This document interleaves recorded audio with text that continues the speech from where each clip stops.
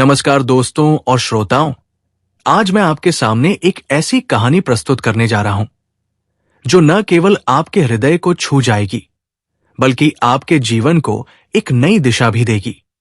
ये कहानी सदियों पुरानी है, उस समय की जब राजा महाराजाओं का शासन था और जीवन के मूल्य आज से कहीं अधिक गहरे थे। ये एक ऐसी गाथा है जो एक बूढ़ी मां के ज्ञान, उनके अनुभव और उनके 3 अनमोल उपदेशों पर आधारित है। हम सभी जीवन में सुख और दुख का अनुभव करते हैं। हम अक्सर सोचते हैं कि कैसे हम दुखों से बच सकते हैं, कैसे हम अपने बच्चों को एक ऐसा जीवन दे सकते हैं जहां उन्हें कभी किसी प्रकार का कष्ट न हो। आज की ये कहानी आपको उसी प्रश्न का उत्तर देगी। ये कहानी आपको बताएगी कि कैसे एक बूढ़ी मां के साधारण से लगने वाले 3 वचन किसी की भी संतान को जीवन भर खुश और संतुष्ट रख सकते हैं। ये कहानी सिर्फ मनोरंजन के लिए नहीं है, ये एक गहन शिक्षा है जो पीढ़ी दर पीढ़ी चली आनी चाहिए।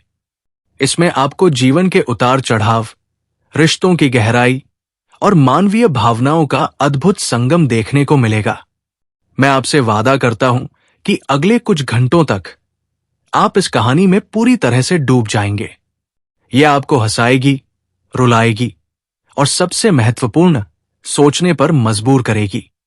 तो अपनी सीट बेल्ट बांध लीजिए, क्योंकि हम एक ऐसे सफर पर निकलने वाले हैं जहां समय थम जाएगा और आप सिर्फ इस कहानी में खो जाएंगे।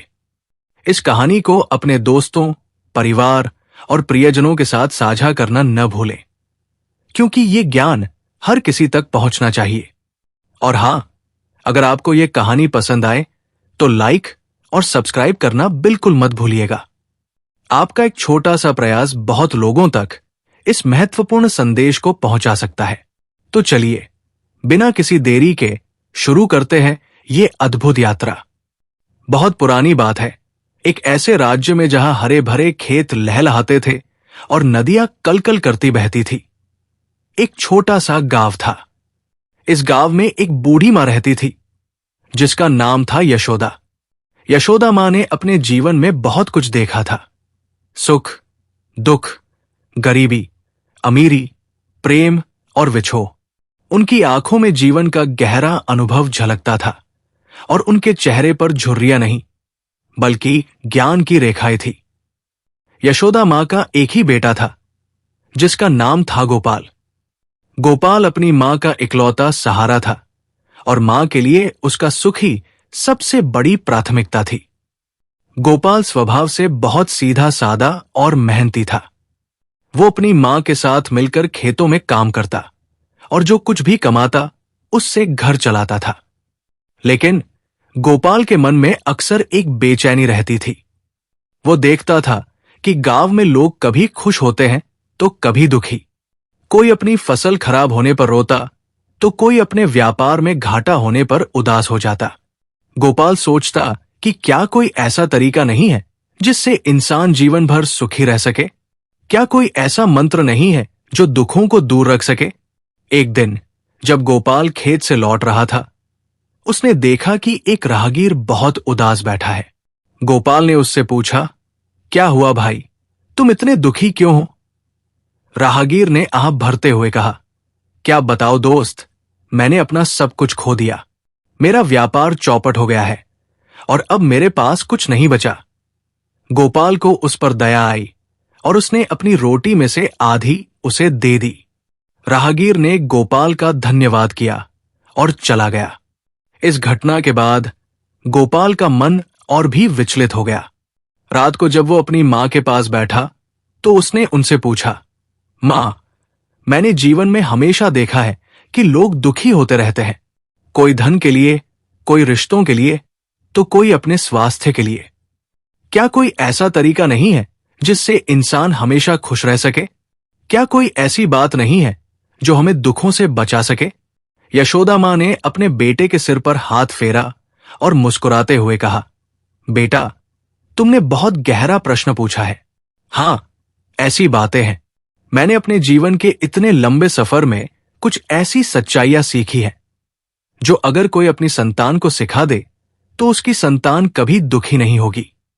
गोपाल की आंखें चमक उठीं। उसने उत्सुकता से पूछा, मां, कृपया मुझे भी वो बातें बताइए। मैं जानना चाहता हूं कि वे कौन सी बातें हैं। यशोदा मां ने कहा, बेटा, ये बातें इतनी साधारण हैं कि लोग अक्सर इन्हें अनदेखा कर देते हैं, लेकिन इनका महत्व बहुत गहरा है। आज मैं तुम्हें वही बातें बताऊंगी। और इस तरह यशोदा मां ने अपने बेटे को जीवन के वे 3 अनमोल सबक सिखाना शुरू किया, जो उसे और उसकी आने वाली पीढ़ी को जीवन भर सुख और शांति प्रदान करने वाले थे। यशोदा मां ने गहरी सांस ली और पहली बात समझाना शुरू किया।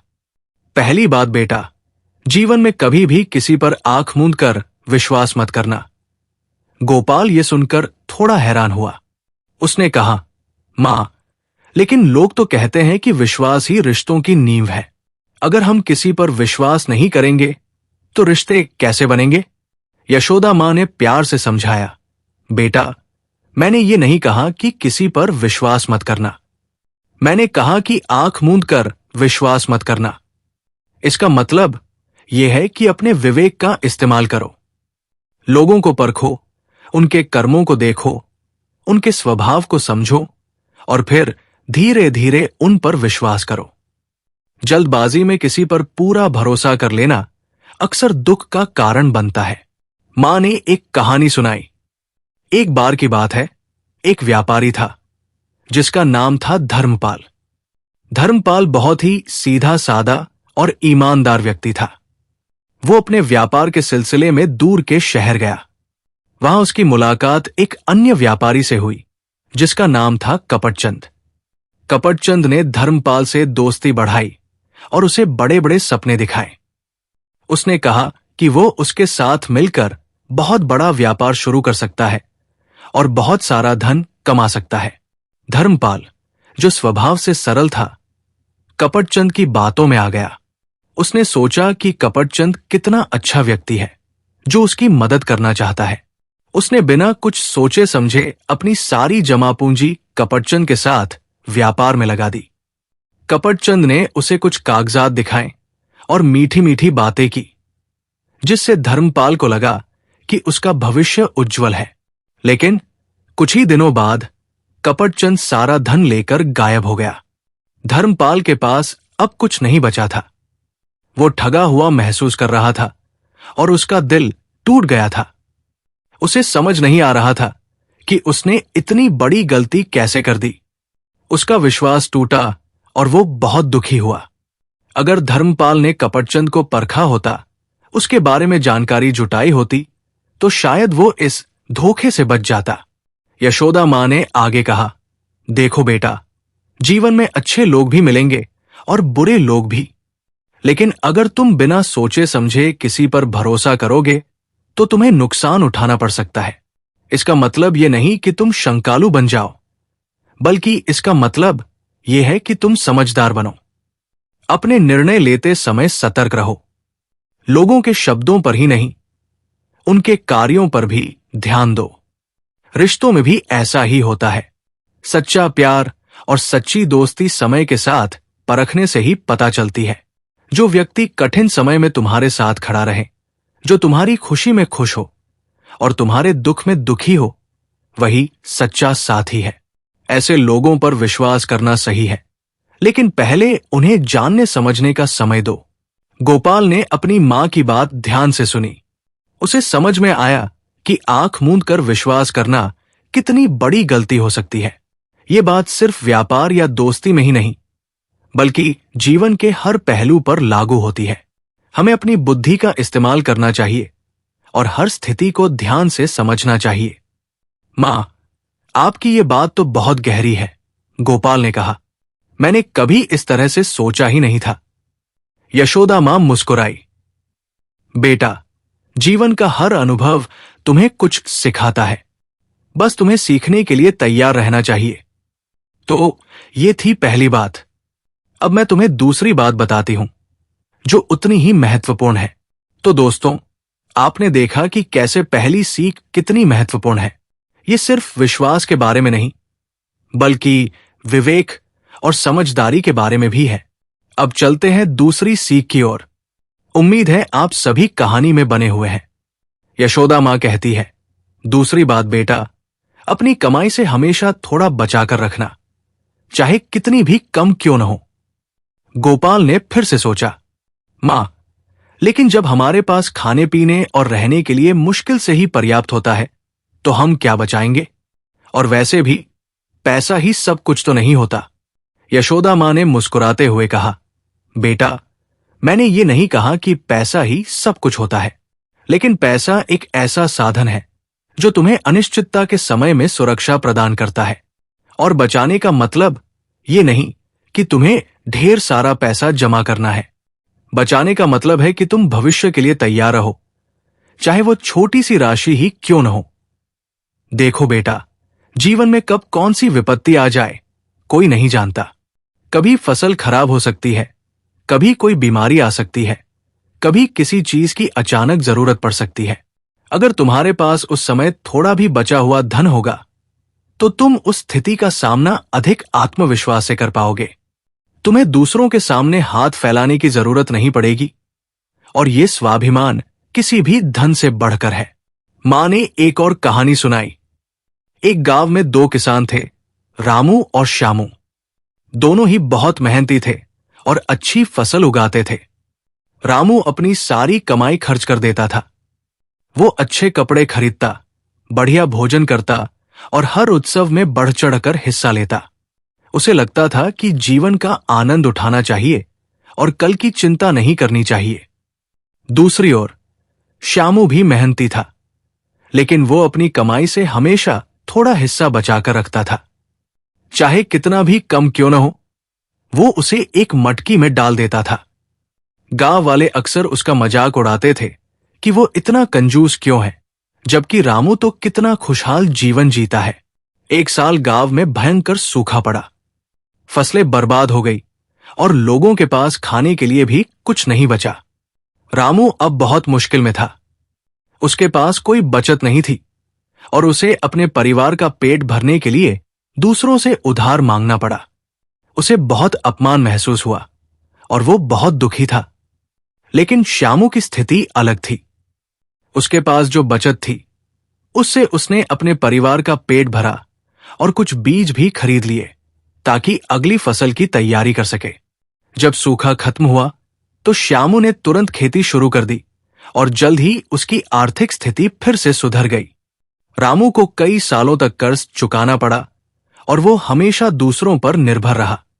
यशोदा मां ने आगे कहा, देखो बेटा, बचत सिर्फ पैसे की नहीं होती, बचत समय की भी होती है, ऊर्जा की भी होती है।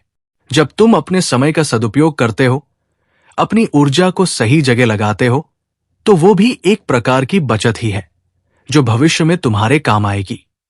ये तुम्हें आत्मनिर्भर बनाती है और तुम्हें अनिश्चितता से लड़ने की शक्ति देती है। और ये मत सोचना कि मेरे पास तो बहुत कम है, मैं क्या बचाऊंगा। छोटी छोटी बचत ही बड़े काम आती है। जैसे बूंद बूंद से घड़ा भरता है, वैसे ही छोटी छोटी बचत से बड़ा कोष बनता है। ये तुम्हें किसी भी मुश्किल समय में सहारा देगी और तुम्हें दूसरों के आगे झुकने से बचाएगी।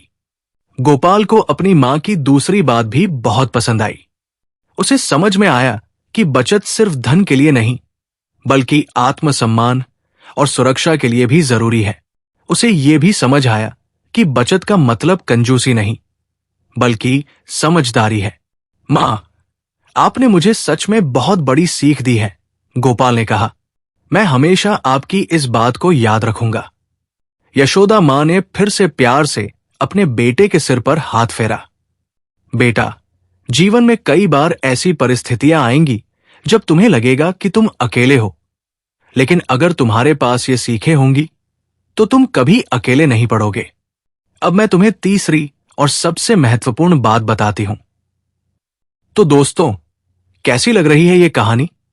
मुझे उम्मीद है कि आपको यशोदा मां की बातों से कुछ न कुछ सीखने को मिल रहा होगा।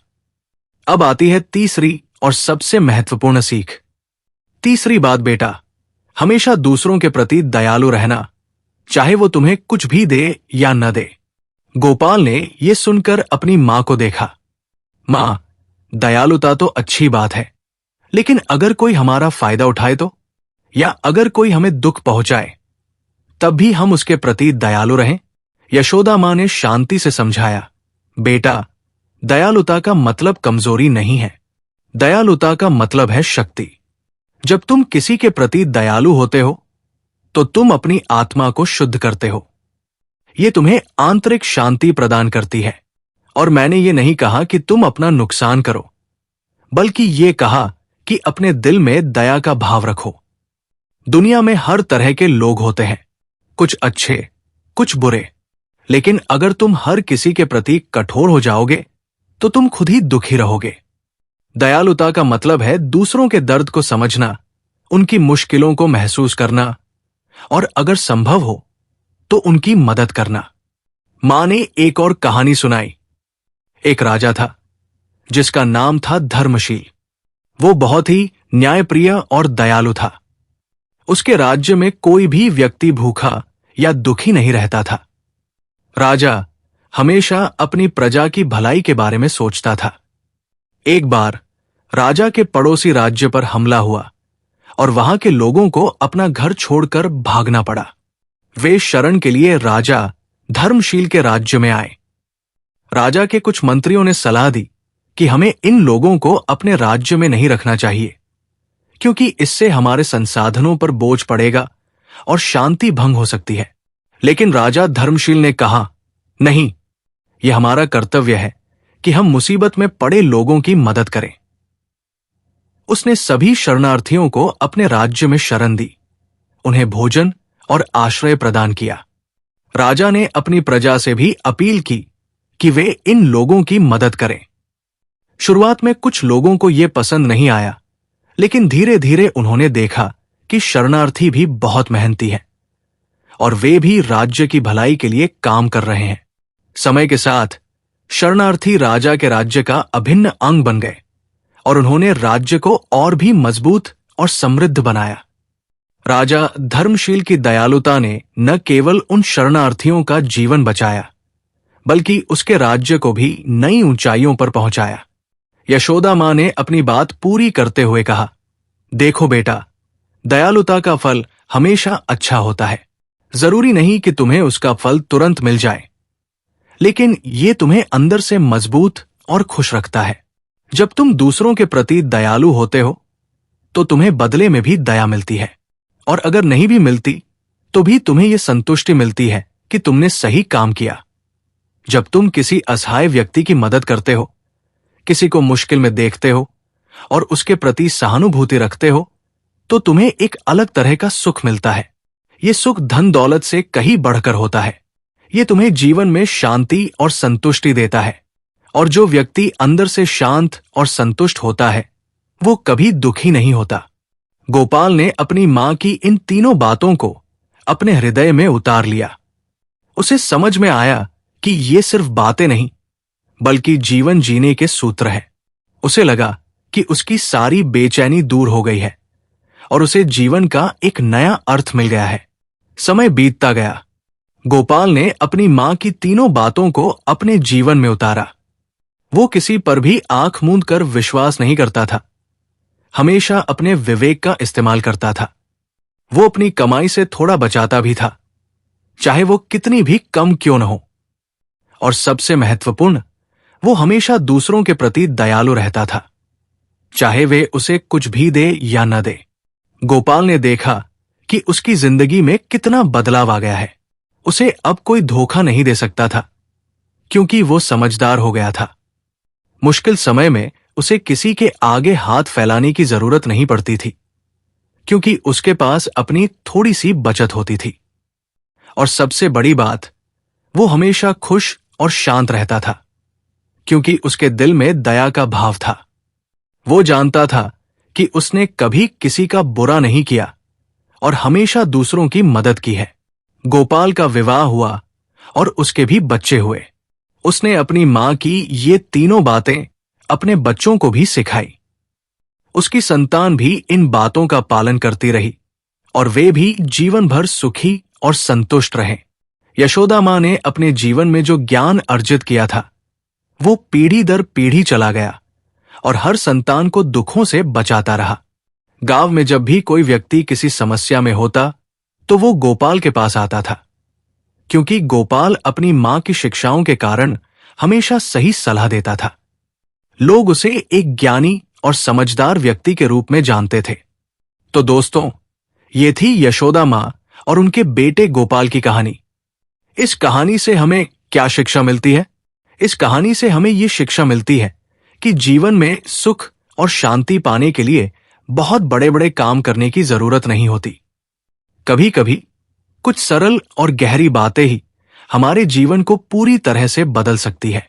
तो यशोदा मां की वे 3 बातें थी। पहला, जीवन में कभी भी किसी पर आंख मूंद कर विश्वास मत करना। अपने विवेक का इस्तेमाल करो, लोगों को परखो और फिर उन पर विश्वास करो। जल्दबाजी में लिया गया विश्वास अक्सर दुख का कारण बनता है। दूसरा, अपनी कमाई से हमेशा थोड़ा बचाकर रखना, चाहे कितनी भी कम क्यों न हो। यह बचत तुम्हें मुश्किल समय में सुरक्षा प्रदान करेगी और तुम्हें आत्मनिर्भर बनाएगी। यह स्वाभिमान किसी भी धन से बढ़कर है। और तीसरा, हमेशा दूसरों के प्रति दयालु रहना, चाहे वो तुम्हें कुछ भी दे या न दे। दयालुता तुम्हें आंतरिक शांति और संतुष्टि प्रदान करती है। ये तुम्हें अंदर से मजबूत और खुश रखती है, और एक शांत व संतुष्ट व्यक्ति कभी दुखी नहीं होता। तो ये तीनों बातें सिर्फ उस समय के लिए नहीं थी, बल्कि ये आज भी उतनी ही प्रासंगिक है। अगर हम अपनी संतानों को ये 3 बातें सिखा दें और उन्हें इनका महत्व समझा दें, तो वे जीवन की किसी भी चुनौती का सामना आत्मविश्वास से कर पाएंगे और एक सुखी, संतुष्ट जीवन जी पाएंगे। मुझे उम्मीद है कि आपको यह कहानी पसंद आई होगी और आपने इससे कुछ महत्वपूर्ण सीखा होगा। जीवन में इन सीखों को अपनाना ही इस कहानी की सबसे बड़ी सफलता होगी। अगर आपको यह कहानी अच्छी लगी हो तो कृपया इसे लाइक करें, अपने दोस्तों और परिवार के साथ शेयर करें और हमारे चैनल को सब्सक्राइब करना न भूलें, ताकि हम आपके लिए ऐसी और भी प्रेरणादायक कहानियां लाते रहें। आपका बहुत बहुत धन्यवाद। मिलते हैं अगली कहानी में। तब तक के लिए अपना और अपनों का ख्याल रखें और हमेशा खुश रहें। नमस्कार।